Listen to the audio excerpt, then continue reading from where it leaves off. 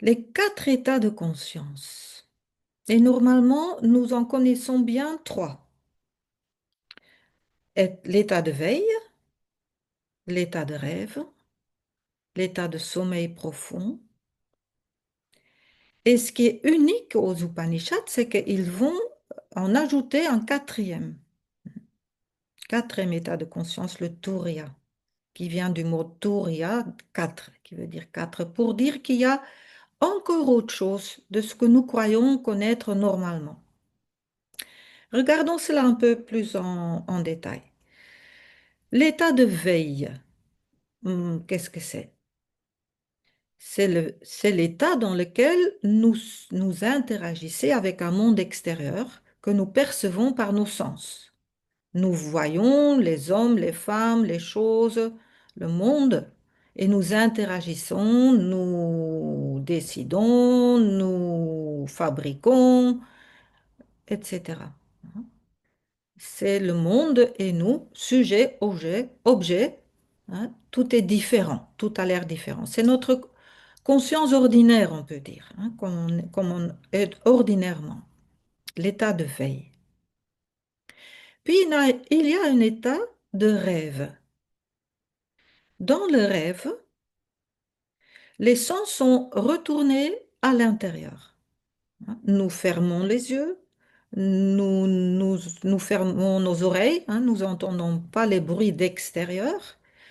Pourtant, nous allons vivre, voir, entendre plein d'objets de monde et nous allons interagir, planifier, fuir, ressentir, parler, hein, tout autant dans ce monde de rêve, où tout a l'air de nouveau différent, où il y a de nouveau un sujet qui vit des choses avec des choses extérieures dans le rêve à lui. Pourtant, quand nous nous réveillons, nous disons, ah, c'était qu'un rêve. Parfois, ça a l'air très vrai, hein. Si vous avez un cauchemar, vous pouvez réveiller encore avec des sensations fortes, des émotions, des peurs. Mais vous réalisez, en fait, tout cela n'existait que dans mon rêve. Donc, toutes ces choses différentes sont en fait dans une unité, quelque part. Ils sont dans le rêve, ils sont tous dans le rêve. Ça, on le sait. Donc, on peut dire qu'il y a déjà un peu un témoin qui regarde cela, un observateur qui dit c'est tout un rêve, et on laisse passer le rêve. Puis, on a un troisième état de conscience qui est l'état de sommeil profond. Ça veut dire que dans cet état, en fait, on ne perçoit plus rien. Tout l'esprit se pose en fait, hein. Il n'y a plus des objets à percevoir, il n'y a plus rien, il y a une masse de conscience.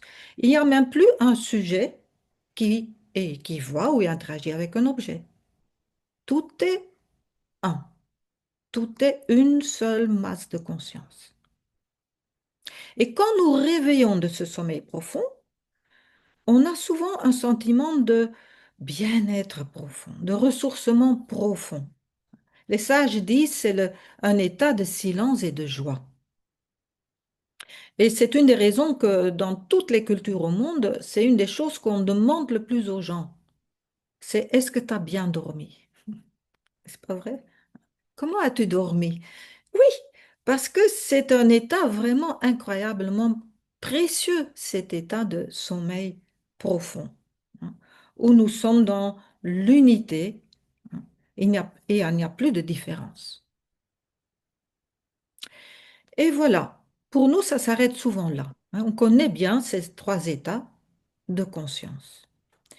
Mais, disent les Upanishads, il y a un quatrième état de conscience, qui n'est pas réellement, comme nous allons voir, un autre état, mais qu'on dit un quatrième état pour le distinguer, pour dire c'est une autre conscience qui est à la fois le fond de tous les autres trois consciences et qui est le seul vrai conscience, c'est le vrai soi, c'est le soi limpide, c'est la conscience pure dans lequel tout se déroule.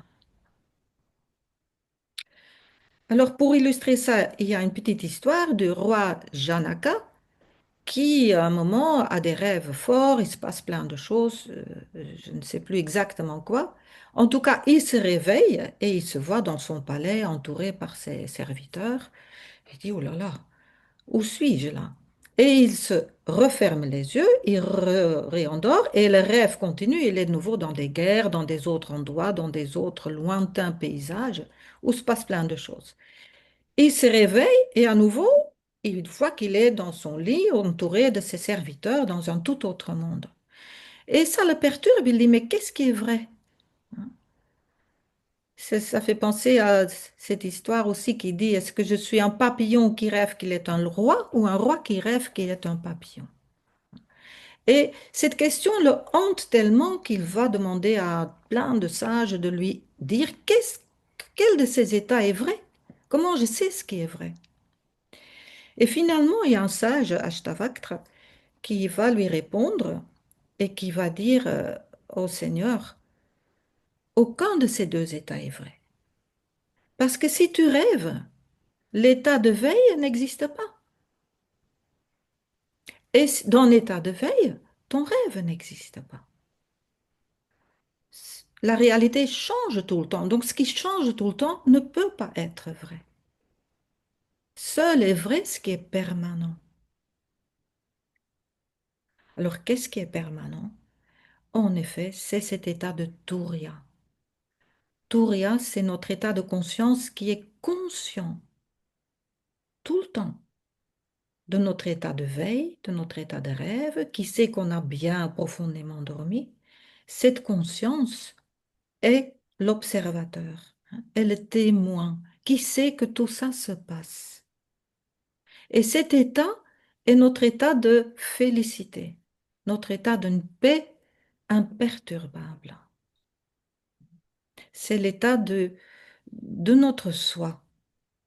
Mais très souvent, nous ignorons cet état. Nous ne savons pas qu'il existe et du coup, on ne le perçoit pas. Pourtant, cet état est tout le temps présent. Il n'est pas parfois là quand les trois autres états sont là. Non, il est dans tous les états. C'est notre profonde essence profonde. On pourrait dire, c'est l'écran de notre être. C'est l'arrière-fond qui est toujours là. Les scènes passent, les films passent, les rêves passent, l'état de veille, les scènes passent, les gens passent, les années passent, tout ça passe. Mais notre écran, notre observateur, il change jamais. Il est immuable. Il est toujours là. Et il n'est jamais perturbé. Donc, disent les Upanishads, connaître celui-là, ça c'est le but. Là est notre bonheur, là est notre paix, là est notre joie. Comment nous pouvons connaître cet état? Parce que disent aussi les Upanishads, cet état n'a pas d'autre attribut. Parce que ce n'est pas un autre état avec un autre objet, hein. C'est l'unité, mais cette fois-ci conscient. Tout est un, tout est englobé. L'écran ne rejette rien, il ne divise rien. Il est toujours égal à lui-même, sans limite. Et là encore, je donne des attributs, mais en fait, en fin de compte, on ne peut rien en dire. Parce qu'il est au-delà de notre esprit. Il est au-delà de toute projection. Il est indicible, indéfinissable, impensable. Un cent secondes, disent les Upanishads. Il est un cent secondes. Il est. Et la seule façon de le connaître, c'est de le devenir. C'est de plonger dedans. C'est de ne plus le penser, l'analyser comme un objet, c'est le devenir. C'est entrer dans cette paix, dans cette félicité qui est déjà là en nous tout le temps. Et si nous commençons à le connaître, nous pouvons commencer à le retrouver, hein, ces petits moments de paix. des moments d'espace, des moments, on peut l'appeler de présence. Même au milieu des difficultés, des moments tourmentés, il y a, si on fait attention, ces, é- ces, é- ces glimpses, hein, ces éclairs, ces espaces qu'on peut attribuer à rien à l'extérieur, qui sont là parce qu'ils viennent du fond de nous.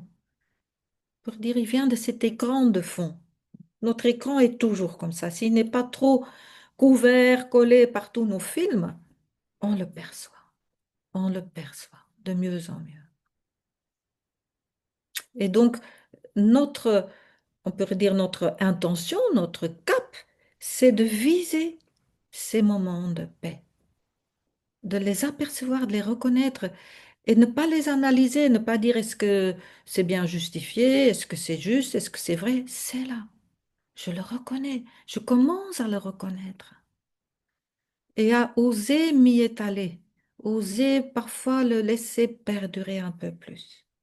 Et puis on va le perdre, hein. La conscience ordinaire nous reprend, la vie, la dualité, toutes les choses.